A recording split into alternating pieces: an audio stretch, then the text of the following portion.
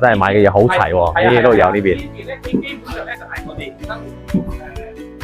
副食品雞蛋啊、調料啊，即係嗰啲全部都有嘅。但係咧，你睇到啦，呢度咧有好多呢啲新鮮食品㗎。哇，真係好生猛啊！嗯。都有嘅，即係你想食啲咩，基本上都可以買得到。早上咧呢個市場一般嚟講係6點鐘左右開門。同埋咧佢最晚嘅話，差唔多係。哇！啲魚全部跳晒落嚟。8點鐘啊，因為佢飛咗出嚟啊嘛。呢啲咧基本上係外檔嚟嘅，呢啲咧就係熟食。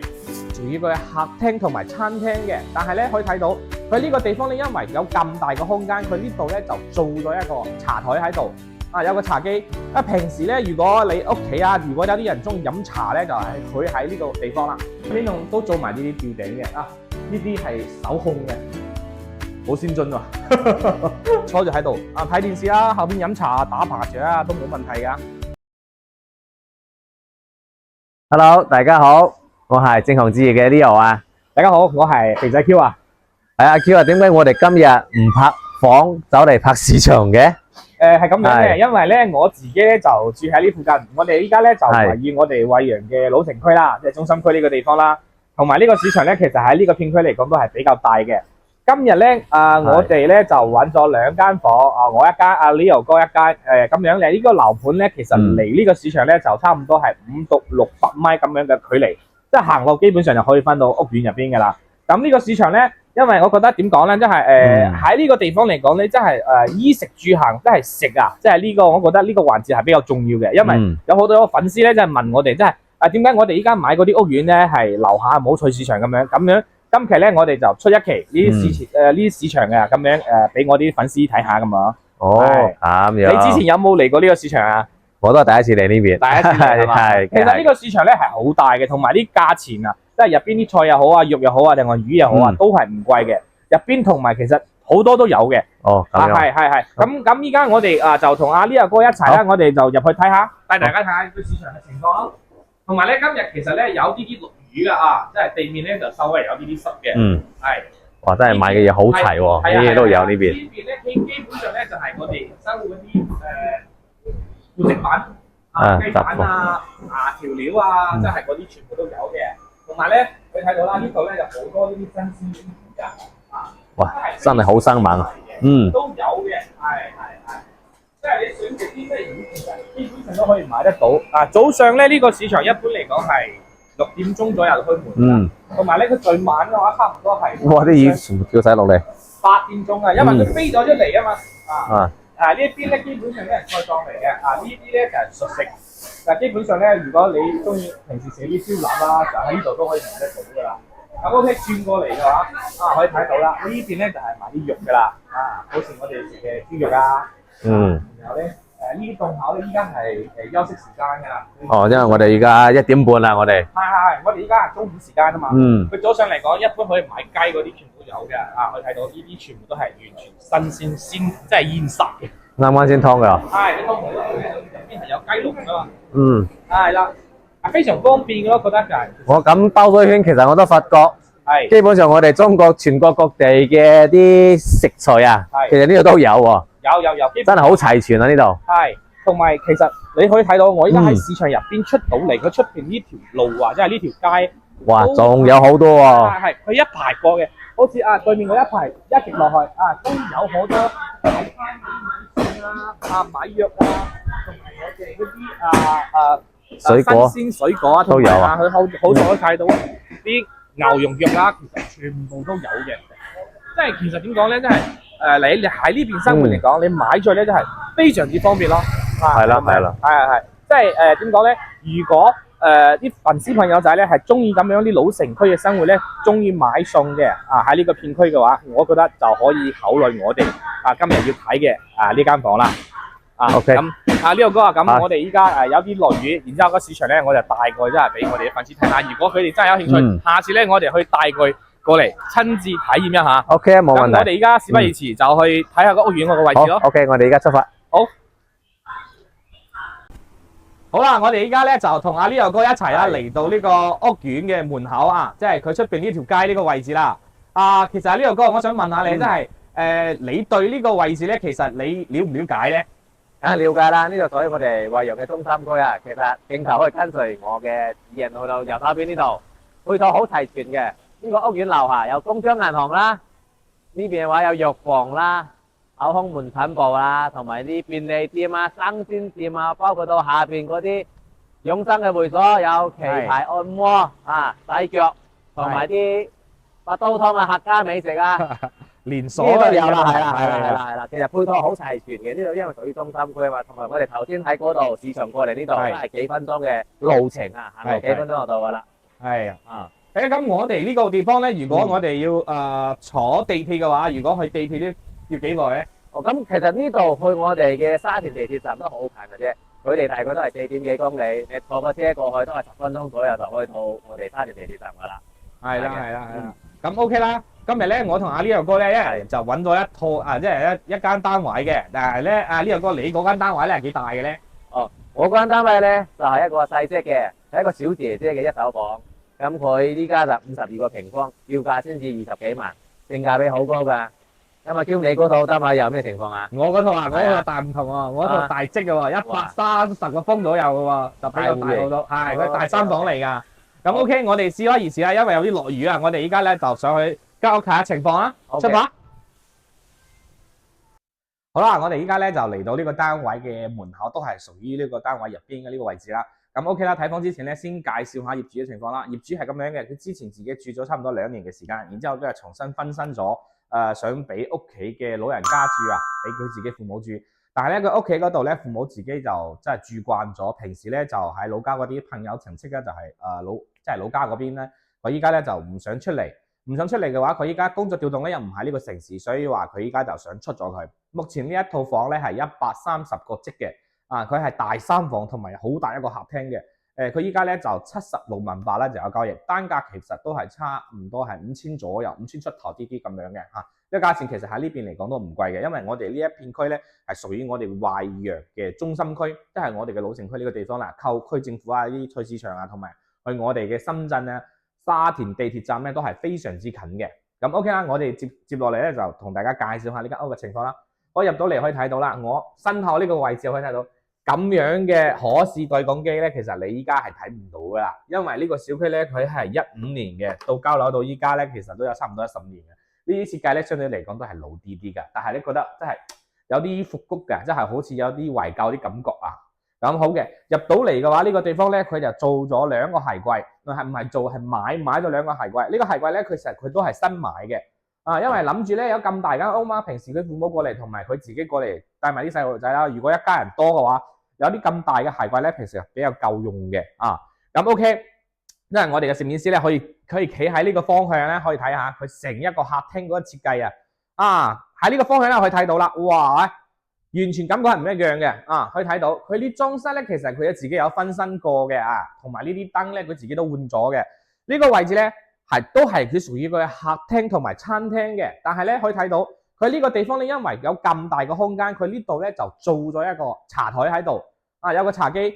平時咧，如果你屋企如果有啲人中意飲茶咧，就係佢喺呢個地方啦。如果你唔中意，你可以喺呢個地方咧自己重新咧做埋一個酒櫃都 OK 嘅，做一個隔斷。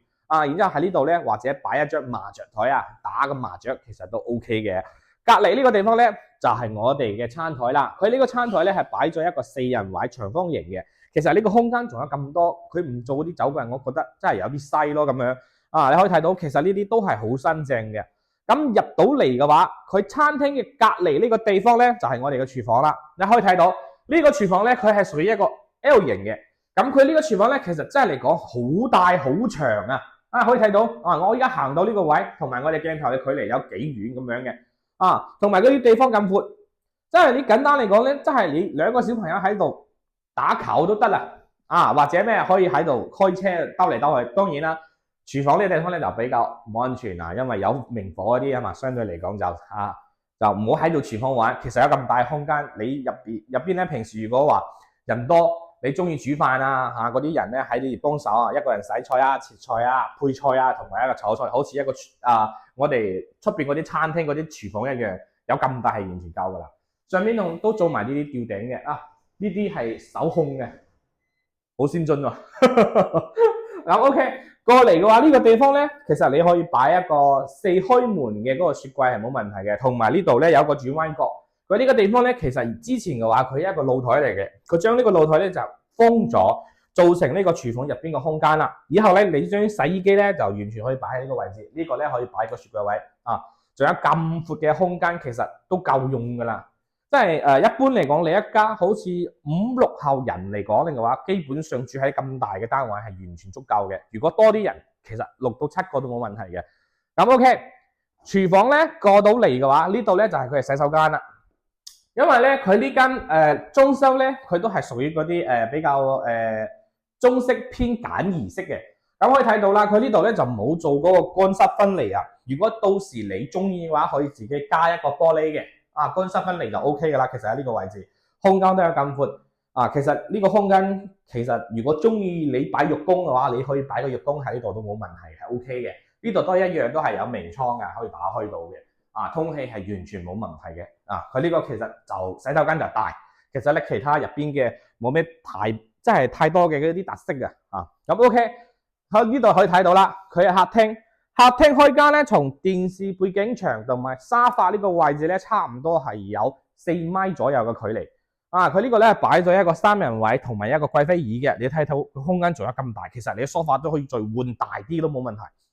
平時一坐就喺度睇電視啊，後邊飲茶打麻雀都冇問題噶，係嘛？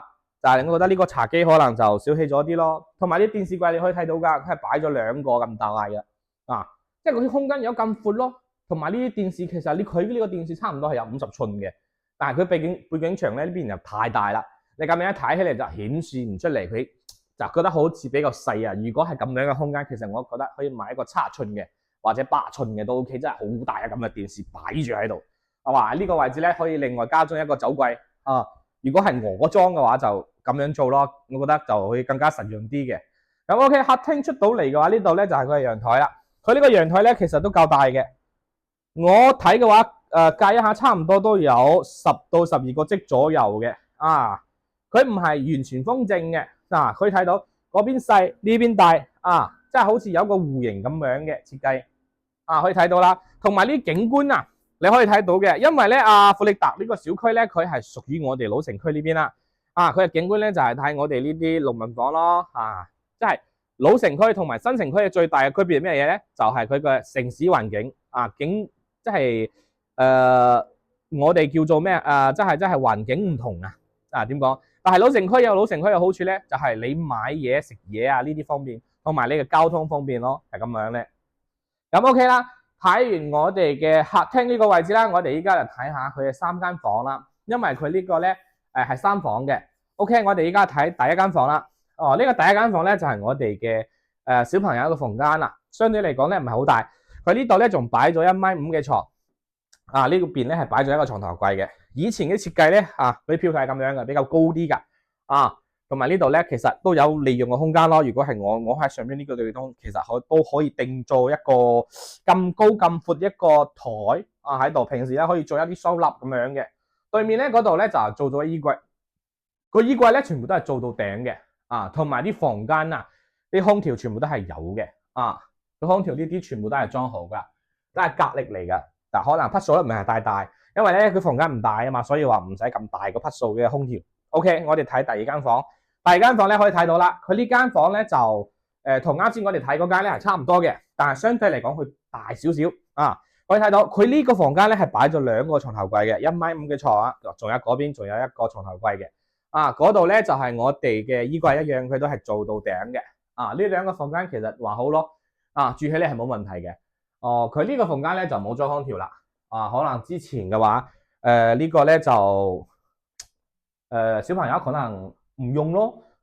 可能就冇裝咁樣嘅。咁 OK， 依家咧呢一間咧就主人房啦。主人房入到嚟嘅呢啲地方咧，佢係套間嚟嘅。佢呢個係洗手間，洗手間可以睇到啦。其實比啱先嗰個咧都唔會細太多嘅，佢係四方方正方形噶嘛，一樣都有明窗呢個位置但係佢都係一樣，佢冇做嗰個乾濕分離同埋佢主人房呢度咧，其實就簡單做咗一個咩洗手台同埋馬桶，佢係冇做嗰啲淋浴嘅如果你中意嘅話，你可以自己加裝都冇問題，因為以前啲設計每個人嘅中意嘅類型唔同啊嘛。咁 OK 啦，呢度咧就係佢嘅主人房嘅房間入邊啦。主人房嘅房間入邊可以睇到啦，佢呢度咧擺咗1.8米嘅床，同埋咧兩邊有2個床頭櫃啊，仲有好闊嘅空間。其實呢度咧擺個2米嘅床都冇問題嘅。同埋咧即係可以睇到佢呢個衣櫃咧都係比較大嘅，佢係做咗一個3段式嘅3開門咁樣一個衣櫃，都係一樣做到頂嘅。其實咁樣嘅設計係唔錯嘅，因為咧佢就係冇嗰個縫，即係上邊對接天花個地方又冇嗰個縫隙啊，就相對嚟講就唔會積灰。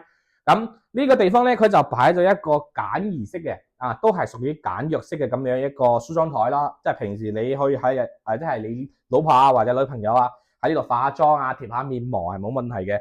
同埋佢呢個景觀都係一樣嘅，佢都係向南，但係咧就係景觀咧唔係好靚啊，因為咧佢都係比較開揚開闊啊。但係咧你睇即係農民房啊，即係呢邊老城區嘅景觀啊，相對嚟講就差咗少少啊。但係我覺得其實係 OK 嘅咯，真係性價比嚟講都係算比較高嘅。因為咧依家買房咧都係睇個人中意嘅，有啲人咧買社區大啲嘅，有啲人咧就睇中佢咩啊？睇中佢交通方便，有啲人咧就睇中咗佢地段，即係每一間房佢嘅亮點啊都唔同嘅，同埋價錢都係唔一樣嘅。咁 OK 啦，我哋依家咧就對呢間屋咧，我哋做一個總結咯。首先我哋先講下缺點咯，即係咁樣嘅。我哋啱先睇咗有一個房間係冇空調嘅，啊呢個第一個。第二個咧就係咁大個客廳，其實我覺得有好多嘅利用嘅地方，其實佢冇用起嚟啊，我覺得就有啲嘥。到時如果嘅話，你就可以自己再花1兩萬銀咁樣嘅，可以自己裝啲櫃咯，係嘛？裝啲酒櫃啊，裝埋嗰啲都可以換埋啲大嘅電視啊，都係 OK 嘅。其實唔換都 OK， 其實用都可以用嘅啊。咁就呢兩個缺點，仲有一個缺點係咩咧？就係個景觀可能唔係咁靚，因為佢雖然話前面冇遮擋，但係佢睇出去嘅景咧就係我哋老城區嘅城市嘅面貌啦，就係呢個缺點啦。咁優點咧就相對嚟講咧就多啲啲。第一咧佢基本上咧係全新分裝嘅，即係相對嚟講佢都係新裝修嚟嘅。呢個第一個。第二個咧就係佢呢個咧全屋家私除咗一部空調，其他全部都有係齊全嘅，即係你基本上可以拎包入住噶啦。咁最後一個咧就係佢目前呢個價錢咧係呢個片區嚟講5000出頭，帶埋裝修嚟講係真係非常之平噶啦。咁 OK 啦。呢間屋咧我哋就介紹到呢度噶啦。如果對我呢間屋同埋我哋其他嗰啲拍嗰啲房源有興趣嘅咧，可以隨時聯繫我哋嘅工作人員。上面咧有二維碼同埋我哋嘅電話號碼可以加 WeChat 或信都冇問題，可以隨時聯繫我哋。我哋喺深圳咧各大口岸全部都有專車接送嘅。今期咧就到呢度啦，我哋下期再見，拜拜。